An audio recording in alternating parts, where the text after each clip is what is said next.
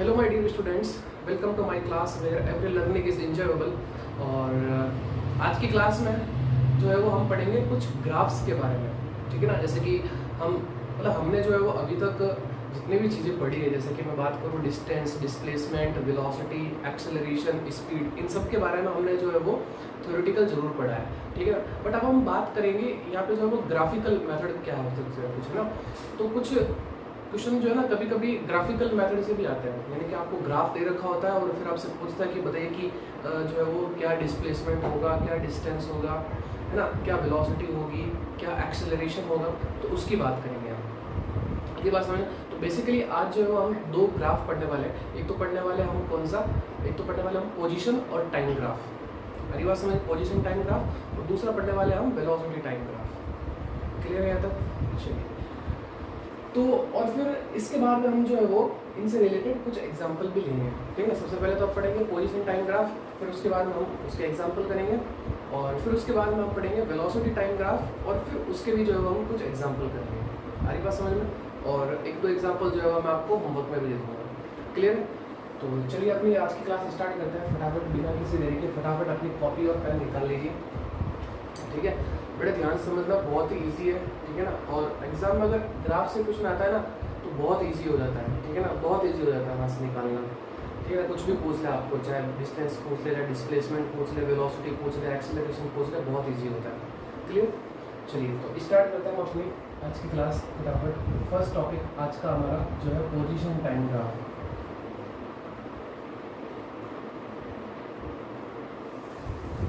Position time graph, या अपन ऐसा भी बोल सकते हैं डिस्प्लेसमेंट टाइम ग्राफ, एक ही बात है। ठीक है ना, डिस्प्लेसमेंट टाइम ग्राफ वो भी एक ही चीज़ है। ठीक है ना, यहाँ पोजीशन को डिस्प्लेसमेंट भी ले सकते हो, डिस्प्लेसमेंट। ठीक है, डिस्प्लेसमेंट की बात की तो यहाँ पे मैं डिस्टेंस भी बोल सकता हूँ, डिस्टेंस टाइम ग्राफ हो सकता है ना।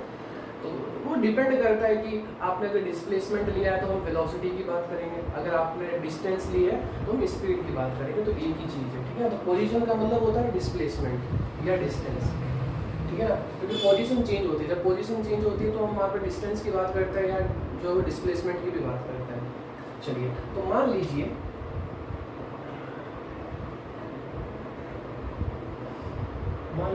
ये आपके पास में ये डिस्प्लेसमेंट टाइम ग्राफ है। ठीक है ना, यहाँ आपके पास में इस तरफ में टाइम लिख रहा हूँ, ठीक है, और यहाँ इस तरफ में पोजीशन लिख रहा हूँ, यहाँ मैं पोजीशन लिख रहा हूँ। पोजीशन को मैं किससे, एस से लिख रहा हूँ, और टाइम को जो है वो किससे, टी से लिख रहा हूँ। ध्यान से समझना इस चीज़ को। ठीक है ना, सपोज मान ली ये आपके पास में डिस्टेंस 0 और टाइम 0 हो जाएगा, डिस्प्लेसमेंट 0। मान लिया कि हमने t इज इक्वल टू 1 पे, t इक्वल टू 1 पे उसकी जो डिस्टेंस या पोजीशन जिसकी भी हम बात करें उसकी पोजीशन s1 होगी। ठीक है ना, मान लिया, और इनको एक जगह पे हमने ज्वाइन कर लिया, यानी कि हमने ये कंसीडर किया t1 टाइम पे उसकी पोजीशन क्या थी, s1 थी। ठीक है, ये पोजीशन थी। इस तरीके से हमने ये कंसीडर किया कि t2 टाइम पे उसकी जो पोजीशन थी किसी ऑब्जेक्ट की, कोई भी ऑब्जेक्ट ले लो,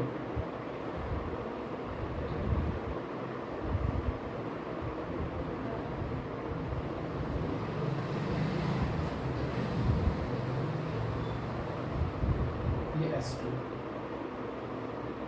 ठीक है, हमने ये कंसीडर किया कि कोई एक ऑब्जेक्ट है। ठीक है ना, उस ऑब्जेक्ट की t1 टाइम पे जो डिस्प्लेसमेंट है वो s1 है, और t2 टाइम पे जो डिस्प्लेसमेंट है वो क्या है, s2। ठीक है ना, तो इनको ज्वाइन कर देते हैं।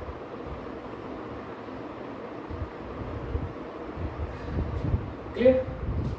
तो ये तो हो गया आपके पास में एक ग्राफ, किसका, डिस्प्लेसमेंट या पोजीशन टाइम ग्राफ। इसकी हमने बात करी। अब सवाल ये आता है यहाँ से कि पोजीशन टाइम ग्राफ से आप क्या कैलकुलेट कर सकते हो।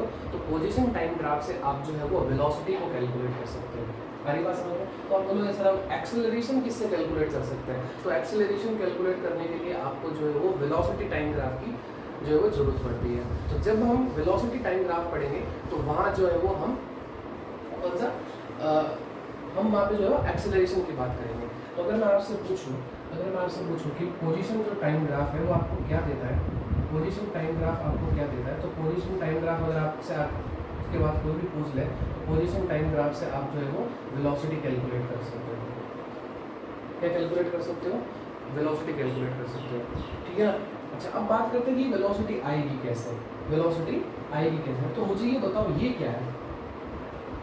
ये इसका एक स्लोप है, ये स्लोप है ना। आपको पता होगा स्लोप निकालने का तरीका क्या होता है? स्लोप निकालने का तरीका होता है कि जैसे अगर मान लो कि ये आपके पास में x1 है और ये x2 है, ये x एक्सिस मान लो इसको और एक टाइम पे इसको जो है y एक्सिस मान लो। अरे बात समझ में? तो कैसे निकालते हैं स्लोप कि y2 minus y1 upon x2 minus x1। अरे बात समझ में? इस तरीके से जो है वो स्लोप को निकाला जा रहा है। स्लोप कैसे निकालते हैं? स्लोप जो निकालते हैं वो इस तरीके से निकाला जाता है कि y2 minus y1 upon x2 minus x1। इस तरीके से जो है वो स्लोप को निकाला जाता है। अरे बात समझ में? यानी कि आपके पास में जो y कोऑर्डिनेट है, y कोऑर्डिनेट जो भी आपको दो कोऑर्डिनेट दे रखे हैं वो उनके बीच का डिफरेंस डिवाइडेड बाय जो आपके पास में x पे जो कोऑर्डिनेट दे रखे हैं उनका डिफरेंस, तो आपके पास में क्या आ जाएगा? स्लोप आ जाएगा, ठीक है ना। अगर हम इस ग्राफ से बात करें, अगर हम इस ग्राफ से बात करें तो इस ग्राफ से जो है वो आपका जो स्लोप निकल के आ रहा है, इस ग्राफ से आपका जो स्लोप निकल के आ रहा है वो क्या है? देखो s2 minus s1 upon t2 minus t1। बोलो सही? आरी बात समझ में? ये क्लियर है आपके पास में? s2 minus s1 upon t2 minus t1, clear? Okay, तो इसको मैं इस तरीके से भी तो लिख सकता हूँ delta s upon delta t। मैंने आपको बता रखा जब मैंने आपको एवरेज पढ़ाया था, जब मैंने आपको एवरेज स्पीड पढ़ाई थी, जब मैंने आपको एवरेज वेलोसिटी पढ़ाया था, तो मैंने आपको वहाँ पे ये लिखा था ऐसा delta s upon delta t। या मैंने वहाँ पे जो x लिया था वहाँ पे ना x2 minus x1 upon t2 minus t1। तो इसको हम ऐसे भी लिख सकते हैं ना डेल्टा s। तो डेल्टा s का मतलब क्या है? s2 माइनस s1, यानी कि डिफरेंस। डेल्टा क्या बताता है आपको? डिफरेंस को बताता है। और ये डेल्टा t। मुझे एक चीज़ बताइए आप, ये s क्या बताता है? डिस्प्लेसमेंट। t क्या बताता है? टाइम। तो मुझे तो displacement per unit time velocity तो होता है। मुझे ये बताओ डिस्प्लेसमेंट अपॉन टाइम क्या होता है? वेलोसिटी होता है। तो यहाँ से एक चीज़ हमें ये पता चली कि अगर हम डिस्प्लेसमेंट टाइम ग्राफ से अगर हम उसका स्लोप निकाल लें तो हम कह सकते हैं कि हमने उसकी वेलोसिटी को कैलकुलेट कर लिया है। आ रही बात समझ में? तो यहाँ से आपके पास में जो वेलोसिटी होगी, यहाँ से आपके पास में जो वेलोसिटी होगी वो वेलोसिटी आपके पास में क्या हो जाएगी? Delta s upon delta t।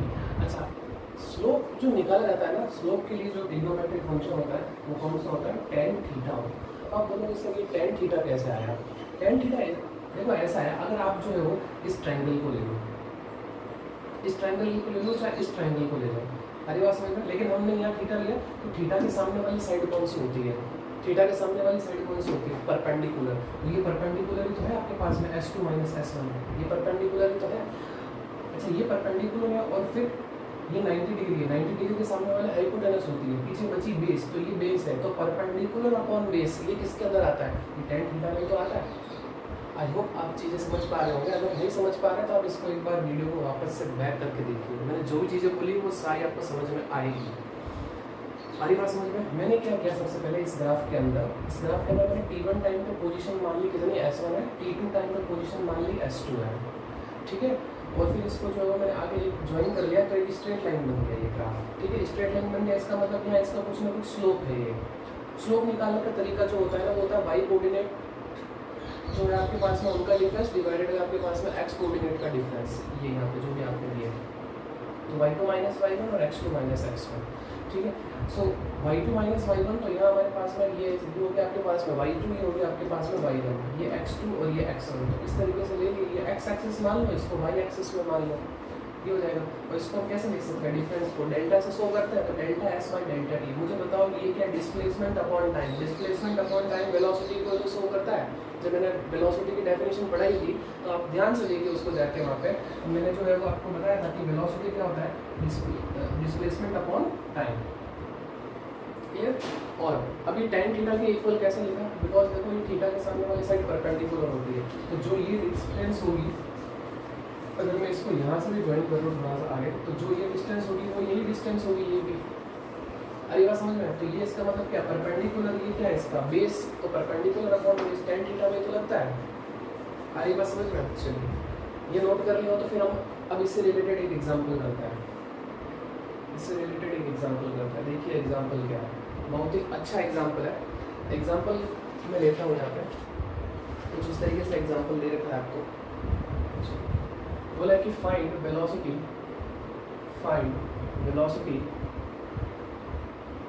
In regions OA, AB and BC। इनमें जो है वो आपको वेलोसिटी पता करनी है क्या होगी। चलिए तो ग्राफ में आपको बता देता हूँ कैसा है।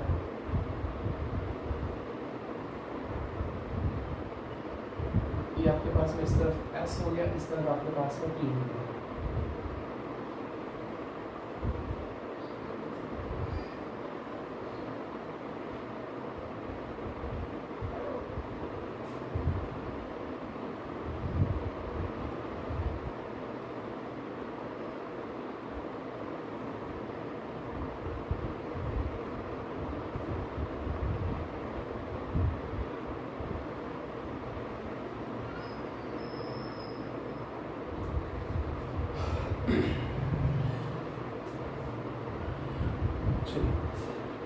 ये आपको ग्राफ दे रखा है, ये O हो गया, ये A, ये B और ये C।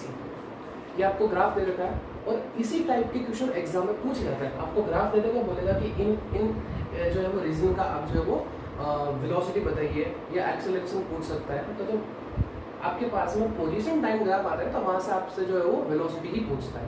ठीक है, तो आपको इस रीजन का जो है वो क्या वेलोसिटी है, इस रीजन की क्या वेलोसिटी और इस रीजन की क्या वेलोसिटी आपको ये पता है। ठीक है ना। तो सबसे पहले हम बात करते हैं फॉर OA की बात करते हैं। फॉर OA रीजन, तो जब OA रीजन की बात करेंगे तो सिर्फ और सिर्फ मैं इसको कंसीडर करता हूँ। सिर्फ अभी आप जो है वो इसी को लिखिए, बाकी वालों को भूल जाइए। ठीक है ना। हम क्योंकि हमें यहाँ जो है वो इस एरिया के अंदर या इस रीजन के अंदर जो है वो क्या वेलोसिटी है हमें उसकी बात करनी है।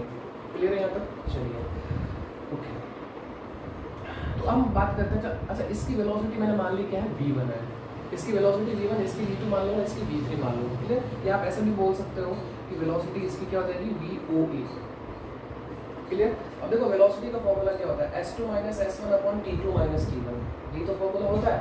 तो देखिए देखो, तो ये आपके पास में 0 होगा और ये 10 होगा।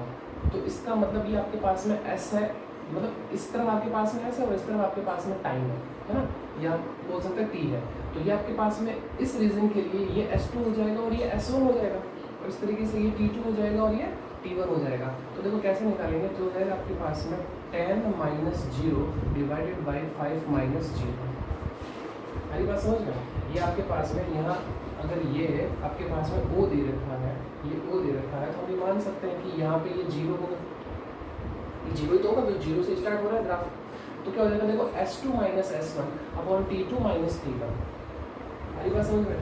तो आपके पास में कितना, 10 / 5, आंसर आ गया आपके पास में कितना, 2 मीटर/सेकंड। बहुत इजी होता है इसे निकालना, है ना। पोजीशन टाइम ग्राफ से वेलोसिटी निकालना बहुत इजी होता है। ठीक है ना। नेक्स्ट हम बात करते हैं for AB region. AB region की हम बात कर लेते हैं। AB रीजन की हम बात करेंगे तो VAB = अब देखो यहाँ पे आपके पास में ये चीज़ है। ठीक है ना। अब बात करेंगे यहाँ पे S2 और S1 क्या है, तो ध्यान से देखो ये B पॉइंट कहाँ है, यहीं पे है। A पॉइंट भी कहाँ पे है, यहीं पे है, मतलब इसी की जो है वो डायरेक्शन में या इसी डिस्टेंस। हाँ, मतलब जो A और B पॉइंट है ना वो कहाँ पे है, वो आपके पास में 10 पोजीशन पे, मतलब A भी वहीं है और B भी वहीं है। हरी बात समझ में? कहाँ पे, 10 पे। तो A पॉइंट और B पॉइंट एक ही जगह पे है। ठीक, बस कहने का मतलब ये है कि 5 सेकंड पे देखा कि जो ऑब्जेक्ट था वो A पे, और इसके बाद में 10 सेकंड और हुए, मतलब 15 सेकंड पे देखा कि ऑब्जेक्ट का है B पे, लेकिन पता चला कि दोनों की पोजीशन क्या है, सेम है। तो इसका मतलब मैं बात करूँ मैं S2 - S1 की, तो आपके पास में क्या हो जाएगा, ये 10 - 10 / 15 - 5। क्लियर है यहाँ तक? आई होप आप समझ पा रहे होंगे। देखो S2 भी यही है और S1 भी यही है, तो इसको मैं ऐसे तो लिखूँगा 10 - 10 और डिवाइडेड बाय T2 - T1। तो अब ये T2 हो जाएगा और ये T1 हो जाएगा, सो 15 - 5। तो आपके पास में हो जाएगा 0 / 10, तो आंसर आएगा कितना, 0। तो इसका मतलब इस रीजन की वेलोसिटी कितनी आपके पास में, इस रीजन की वेलोसिटी कितनी आपके पास में, 0। आप लॉजिकली, आप प्रैक्टिकली इस चीज़ को भी सोचिए कि जो आपके पास में कोई ऑब्जेक्ट था वो ए और बी दोनों की पोजीशन 10 है, तो मुझे बताओ डिस्प्लेसमेंट कितना निकलेगा उसका। यानी कि t1 टाइम पे देखा उसका मतलब जो ऑब्जेक्ट था वो वही था, t2 टाइम पे देखा कि ऑब्जेक्ट वही है, तो डिस्प्लेसमेंट कितना होगा, 0। जब डिस्प्लेसमेंट 0 होगा तो वेलोसिटी क्या होता है, डिस्प्लेसमेंट अपॉन टाइम। तो जब आपके पास में डिस्प्लेसमेंट ही 0 है, इसका मतलब वेलोसिटी भी क्या आएगी, 0 ही निकल के आएगी। तो देख लो वेलोसिटी भी 0 ही है। आगे बात समझ में ना। नेक्स्ट हम बात करते हैं VBC की बात करते हैं, इसकी VBC की बात करते हैं। तो देखो ये आपके पास में फाइनल है, ये आपके पास में इनिशियल है। तो C पॉइंट का आपके पास में 15 पे है और ये B पॉइंट का आपके पास में 10 पे है और डिवाइडेड बाई आपके पास में 20 माइनस 15, आपके पास में यहाँ से कितना बच गया, यहाँ से 5 बच गया और डिवाइडेड बाई 5, आंसर आ गया कितना, 1 मीटर पर सेकेंड। बोलो ईजी है ना। आई होप आप जो है वो इन चीज़ों को समझ पा रहे होंगे, बहुत ईजी है। क्लियर है यहाँ तक। चलिए तो फटाफट आप जो है वो इसको नोट करिए, ठीक है ना, फिर हम जो है वो आगे बढ़ते हैं। अगर आपको समझ में नहीं आया हो तो वीडियो को एक बार वापस से देख लेना। अगर कोई डाउट हो तो मुझे मैसेज कर देना, मुझे कॉल कर देना, मैं आपका डाउट क्लियर कर दूँगा, ठीक है ना। तो पोजीशन टाइम ग्राफ से रिलेटेड आपका कोई डाउट नहीं होना चाहिए। क्वेश्चन कैसा भी आ सकता है, ठीक है ना। हमें बस क्या करना है कि जिस रीज़न की बात करता है हमें उसी रीज़न को पकड़ना है। हमारी बात समझ में क्लियर है। और एक चीज़ ध्यान रखना, पोजीशन टाइम ग्राफ से आप क्या कैलकुलेट कर सकते हो, वेलोसिटी कैलकुलेट कर सकते हो, ठीक है ना। अच्छा मान लो अगर आपको एंगल दे दिया जाए ना यहाँ पे, तो आप वो भी कैलकुलेट कर सकते हो वैसे भी। क्लियर है यहाँ तक।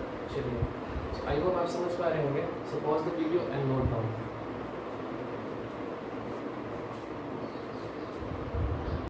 ऑलराइट माय डियर स्टूडेंट, अब हम पढ़ते हैं वेलोसिटी टाइम ग्राफ, ठीक है ना।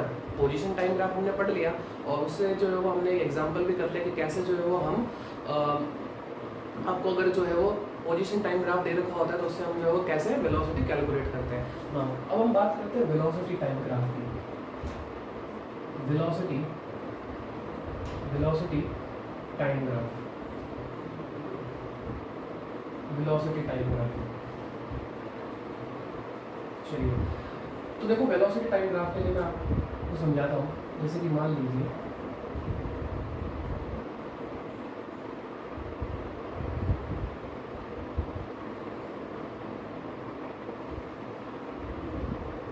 फॉर एग्जांपल इस तरफ हमारे पास है वेलोसिटी को v से लिखते हैं, इस तरफ आपके पास में टाइम, उसको जो है वो हम t से लिखते हैं। सपोज हमने ये माना कि किसी ऑब्जेक्ट का t1 टाइम पे, किसी ऑब्जेक्ट की t1 टाइम पे जो वेलोसिटी है वो कितनी है, वो v1 है। हमने क्या कंसिडर किया कि किसी ऑब्जेक्ट की जो है वो t1 टाइम पे वेलोसिटी कितनी है, v1 है। इस तरीके से हमने जो है वो किसी उसी ऑब्जेक्ट की किसी दूसरे टाइम यानी t2 पे जो है वो हमने चेक किया कि उसकी जो वेलोसिटी है वो v2 है, ठीक है। ये v2 क्लियर है। तो इसको हमने इससे ज्वाइन कर लिया।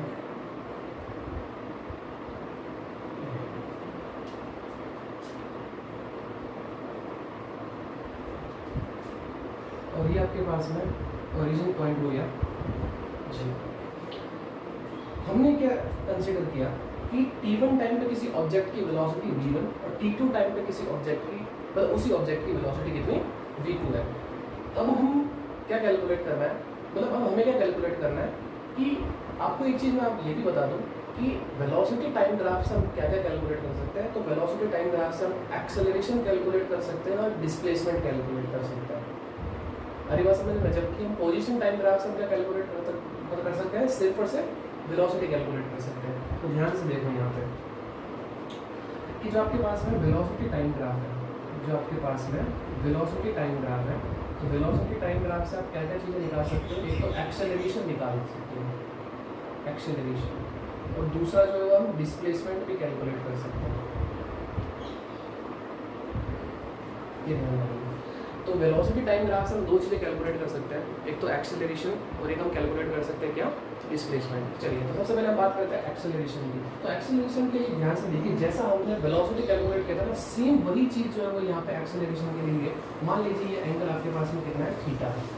तो जो स्लोप होता है, स्लोप वही आपको पता है ना कि x2 minus x1 upon y2 minus y1 upon x2 minus x1 ऐसे निकालते हैं हम, है ना। स्लोप कैसे निकालते हैं, y2 minus y1 upon x2 minus x1, तो y2 आपके पास में कितना है, ये आपके पास में v2 और y1 कितना है v1। इस तरीके से x2 कितना है t2 और x1 कितना है t1। तो इसको हम कैसे लिख सकते हैं, delta v by delta t। आपको देखते ही पता चल रहा होगा कि velocity per unit time, velocity per unit time क्या कहलाता है, एक्सेलरेशन कहलाता है। तो इसका मतलब हम यहाँ से बोल सकते हैं कि जो आपके पास में ये एक्सेलरेशन है, जो आपके पास में ये एक्सेलरेशन है, एक्सेलरेशन है, तो वो क्या देगा आपके पास में delta v by delta t। अच्छा एक चीज़ और मुझे ये बताओ कि ये वेलोसिटी टाइम ग्राफ का जो स्लोप होता है वही क्या होता है आपके पास में, उसका एक्सेलरेशन होता है। यहाँ से ये चीज़ पता चल रही है आरी बात समझ में। जो वेलोसिटी टाइम ग्राफ का जो स्लोप होता है, यानी कि जो वेलोसिटी टाइम ग्राफ का जो tan थीटा होगा यहाँ पे, वहाँ पे भी tan थीटा था, लेकिन वो किसका है, वो पोजीशन टाइम ग्राफ का है। ये आपके पास में किसका है, वेलोसिटी टाइम ग्राफ का है। तो वेलोसिटी टाइम ग्राफ का जो स्लोप होता है वो आपको क्या कैलकुलेट करके देता है, वो आपको एक्सेलरेशन कैलकुलेट करके देता है। आरी बात समझ में क्लियर है या तो चलिए अब आगे बढ़ते हैं। अब हम बात करते हैं कि ये डिस्प्लेसमेंट कैसे मिलेगा। तो सीधी सी बात बता दूं मैं आपको डिस्प्लेसमेंट के लिए। तो डिस्प्लेसमेंट अगर आपको कैलकुलेट करना है, डिस्प्लेसमेंट अगर आपको कैलकुलेट करना है तो वो मिलेगा आपको area of velocity, area of velocity time graph से, ठीक है ना। मैं आपको सीधे से बता रहा हूँ, ठीक है ना, आपको बिल्कुल आराम से और बिल्कुल अच्छी तरीके से बता रहा हूँ और बिल्कुल शॉर्ट में बता रहा हूँ कि आपको एग्जाम्पल कैसे, मतलब एग्जाम में जब क्वेश्चन आता है ना तो ये चीज़ें नहीं पूछता है, सीधा आपको जो डेटा दे रखा होता है तो वहाँ से आपको एक्सेलरेशन पूछ सकता है, आपसे डिस्प्लेसमेंट पूछ सकता है। तो हमें कैसे कैलकुलेट करना है, हमें कैसे अप्रोच करनी है, तो ये ध्यान रखना कि एक्सेलरेशन कैसे निकलेगा, वेलोसिटी पर यूनिट टाइम, यानी कि जो स्लोप है delta v by delta T. यहाँ delta v by delta T slope ही है और स्लोप ही क्या कहलाता है, उसका एक्सेलरेशन कहलाता है, ये ध्यान रखना। और इस तरीके से वहाँ पे जो पोजीशन टाइम ग्राफ का जो स्लोप होता है वो आपको क्या निकाल कर देता है, वो वेलोसिटी निकाल कर देता है। तो इस तरीके से वेलोसिटी टाइम ग्राफ का जो स्लोप है वो आपको क्या कैलकुलेट करके देता है, वो एक्सेलरेशन आपको जो है वो कैलकुलेट करके देता है। आई होप आप चीज़ें समझ पा रहे होंगे। और इस तरीके से जो डिस्प्लेसमेंट अगर आपको कैलकुलेट करना हो इससे, तो आप क्या करो, एरिया निकालो किसका, वेलोसिटी टाइम ग्राफ का। अभी क्वेश्चन करेंगे तो मैं आपको वहाँ बहुत ही अच्छे से समझा दूँगा कि कैसे एरिया निकालना है, कैसे क्या करना है। क्लियर है आता? चलिए एग्जाम्पल पे बढ़े। Okay, find acceleration, find acceleration and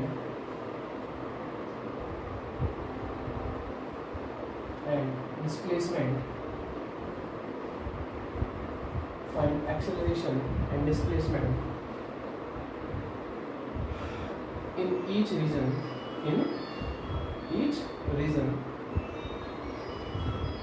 as shown in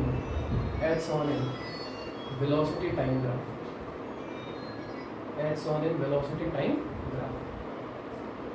जो आपको क्वेश्चन में दे रखा है, तो क्वेश्चन में कुछ इस तरीके से दे रखा है आपको वेलोसिटी टाइम ग्राफ।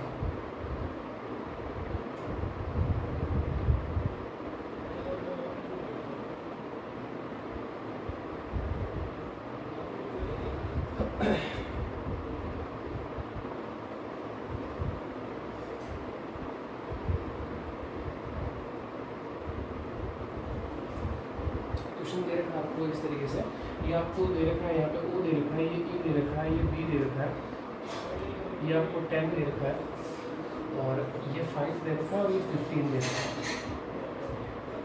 आपसे पूछा है कि find acceleration and displacement in each region as shown in velocity time graph, जैसा आपको वेलोसिटी टाइम ग्राफ में दे रखा है। और यहाँ से चीज़ें निकालना बहुत ईजी होता है, ठीक है ना। तो चलिए इसको सॉल्व करते हैं। तो सबसे पहले अच्छा मैं इसके जो है दो पार्ट कर देता हूँ, ठीक है ना, इसके मैं दो पार्ट कर देता हूँ। एक तरफ अपन एक्सेलरेशन निकालेंगे, एक तरफ हम जो है डिस्प्लेसमेंट निकालेंगे। तो यहाँ बात करते हैं एक्सेलरेशन की, एक्सेलरेशन की बात करते हैं। तो एक्सेलरेशन सबसे पहले हम जो है इस रीजन की बात करते हैं, OA रीजन की बात करते हैं, ठीक है ना, फॉर OA। जब OA की बात करते हैं तो एक्सेलरेशन OA कैसे निकालेंगे हम, v2 minus v1 upon t2 minus t1। तो इसका मतलब इसको ले लेते हैं हम, ये आपके पास में v2 हो जाएगा, ये आपके पास में मान लीजिए यहाँ 0, ठीक है। तो ये हो जाएगा आपके पास में 10 माइनस 0 डिवाइडेड बाई 5 माइनस 0, तो आपके पास में कितना हो जाएगा 10 से ये मतलब 5 से काट देंगे 10 को, कितना आ जाएगा 2 मीटर पर सेकेंड स्क्वायर। क्लियर है यहाँ तक? चलिए अब दूसरे रीजन की बात करते हैं, फॉर ए बी रीजन की बात कर लेते हैं। तो ए बी रीजन के अंदर देखो क्या हो जाएगा, एक्सेलरेशन फॉर ए बी, इसके लिए बात कर लेते हैं। तो देखो आपके पास में जो V2 है वो भी 10 है और V1 है वो भी कितना है 10 है, उसका मतलब 10 minus 10 divided by 15 minus 5, so 15 minus 5 तक हो जाएगा आपके पास में कितना है 0 डिवाइडेड बाई 10, तो आंसर आ जाएगा कितना 0। यानी कि जो आपके पास में एक्सेलरेशन है ए बी रीजन का, जो एक्सेलरेशन है आपके पास में ए बी रीजन का वो कितना है 0। क्लियर? नाउ अब डिस्प्लेसमेंट की भी बात कर लेते हैं साथ में। सो डिस्प्लेसमेंट वही सबसे पहले फॉर ओ ए रीजन, अब मैं आपको बता रखा है डिस्प्लेसमेंट कैसे निकालना है, एरिया निकालना है। तो मुझे ये बताओ जब हम ओ ए रीजन की बात करेंगे तो ये आपको क्या दिख रहा है, एक ट्राइंगल दिख रहा है, ये आपको एक ट्राइंगल दिख रहा है, ठीक है ना, ये ओ ए बी हो गया। सो एरिया ऑफ ट्राइंगल, ठीक है ना, एरिया ऑफ ट्राइंगल। तो आपको पता है कि ट्राइंगल का एरिया क्या होता है, हाफ बेस इंटू हाइट। तो ये आपके पास में ये हाफ बेस यहाँ से लेके यहाँ तक की डिस्टेंस कितनी है 5 इंटू हाइट, ये हाइट कितनी है आपके पास में 10, ठीक है।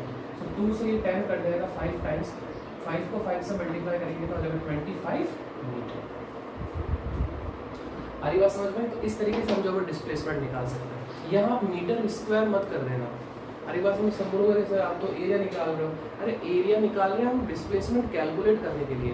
वेलोसिटी टाइम ग्राफ का जो एरिया होता है वो डिस्प्लेसमेंट को शो करता है, तो वो डिस्प्लेसमेंट मीटर में होता है ना कि मीटर स्क्वायर में होता है।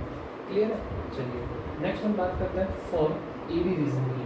ए बी रीजन की बात करते हैं तो यहाँ पे आपके पास में एरिया ऑफ, मुझे ये बताइए जब हमने इस रीजन को देखा तो ये ट्राइंगल देखा हमने, तो मुझे बताओ आप ये आपको रीजन क्या दिख रहा है, ये रीजन आपको क्या नजर आ रहा है? तो बोलोगे सर ये तो आपके पास में देखो 15 में से 5 चला जाएगा, पीछे कितना बचेगा 10 बचेगा, ये आपके पास में कितना है 10, ये भी 10 है, ये भी 10 है, ये भी 10 होगा, ये भी 10 होगा, तो इसका मतलब क्या आपके पास में एक तरह से स्क्वायर है। So area of square, rectangle भी बोल सकते हैं, कोई दिक्कत नहीं है इसमें, रेक्टेंगल भी आप बोल सकते हो उसको, कोई दिक्कत नहीं है इसके अंदर, ठीक है ना। तो अगर मैं यहाँ पर 10 कर दूँ, अगर मैं यहाँ पे 10 कर देता हूँ, चलिए यहाँ पे जो है हम 10 कर देते हैं, कोई दिक्कत नहीं है, हम यहाँ पे 10 कर देते हैं। तो अब आपके पास में क्या बन गया, तो ध्यान से देखो इसके बीच की डिस्टेंस ये कितनी है, 10 में से 5 चला जाएगा, पीछे कितना बचेगा 5, ये 5 है और ये आपके पास में 10 है, तो इसका मतलब हम यहाँ पे क्या बोलेंगे कि area of rectangle, area of rectangle. तो एरिया ऑफ रेक्टेंगल आपके पास में देखो कितना हो गया, रेक्टेंगल का एरिया क्या होता है लेंथ इंटू ब्रेड्थ, तो इसका मतलब ये लेंथ ले लो ये ब्रेड्थ ले लो, उससे कोई फर्क नहीं पड़ता है, तो इसका मतलब ये हो जाएगा आपके पास में 5 इंटू 10, तो 5 इंटू 10 कितना हो गया 15 मीटर, ये इसका डिस्प्लेसमेंट आ गया। तो इस तरीके से जो है हम एक्सेलरेशन और हम जो है वो डिस्प्लेसमेंट कैलकुलेट कर सकते हैं वेलोसिटी टाइम ग्राफ से। आई होप आप चीज़ें समझ पा रहे होंगे, बहुत ही ईजी है ये चीज़, ठीक है ना, बहुत ही ईजी है निकालना। क्लियर है यहाँ तक? अगर आपको समझ में नहीं आया तो आप वीडियो को वापस से देखिए, आपको सारी चीज़ें समझ में आ जाएगी, 1-2 बार वीडियो को वापस देखिए। क्लियर? चलिए, तो आज की क्लास में हमने पढ़ा है एक तो वेलोसिटी टाइम ग्राफ और एक पोजीशन टाइम ग्राफ, ठीक है ना। तो काफ़ी इंपॉर्टेंट है ये चीज़ें आपके लिए, क्योंकि एग्जाम में जब क्वेश्चन आता है ना तो कभी कभी ग्राफ से भी आ जाता है, तो जब ग्राफ से क्वेश्चन आता है तो हमें चीज़ें ये भी समझ में आनी चाहिए कि ग्राफ से कैसे जो है वो हम क्वेश्चन को सॉल्व कर सकते हैं, कैसे हम जो है वो वेलोसिटी निकाल सकते हैं, कैसे हम एक्सेलरेशन कैलकुलेट करना है ना, या कैसे हम जो है वो डिस्प्लेसमेंट कैलकुलेट कर सकते हैं। तो ये चीज़ें आपको जो है वो मतलब काफ़ी हेल्प करेगी अगर आपको ये ग्राफ अगर आपको समझ में आ रहा है। आई होप आप चीज़ें समझ पा रहे होंगे। चलिए, तो फटाफट आप इसको नोट कर लीजिए, ठीक है ना। और आई थिंक आज की क्लास में हम इतना ही रखते हैं, आज की क्लास में हम इतना ही रखते हैं। नेक्स्ट क्लास में जो है वो हम कुछ और चीज़ें पढ़ेंगे, ठीक है ना। नेक्स्ट क्लास से हम जो है वो रिलेटिव वेलोसिटी भी पढ़ लेंगे, और अगर मुझे जहाँ तक लगता है कि मैं डिफरेंशिएशन या इंटीग्रेशन पे बेस्ड भी जो है वो मैं वीडियो लेके आ सकता हूँ, तो कुछ भी हो सकता है, ठीक है ना। हालांकि इस चैप्टर का एक टॉपिक बाकी है रिलेटिव वेलोसिटी, ठीक है ना, तो फिर ये चैप्टर खत्म हो जाएगा। बाकी तो इस चैप्टर में लगभग कंप्लीट हो चुका है, ठीक है ना। तो नेक्स्ट क्लास में जब मैं रिलेटिव वेलोसिटी पढ़ाऊंगा तो वो जो है वो आपके चैप्टर खत्म हो जाएगा ये वाला। तो देखते हैं कि हम डिफरेंशिएशन और इंटीग्रेशन उसके बाद में लेके आए, तो डिपेंड करेगा। खैर छोड़िए, तो इसी तरीके से आप जो पढ़ते रहिए। मैंने आपको बोला कि आप हमेशा मेरे साथ साथ पढ़ते रहिए, चीज़ें आपको क्लियर होती जाएगी। अगर आप 2 महीने 3 महीने बाद पढ़ोगे तो आपके लिए डिफिकल्ट हो जाएगा ये समझना, ठीक है ना। सो रिवीजन में रहिए आप, ठीक है। तो मिलते हैं नेक्स्ट वीडियो में, तब तक थैंक यू सो मच, अपना ध्यान रखिएगा, ठीक है। Good bye.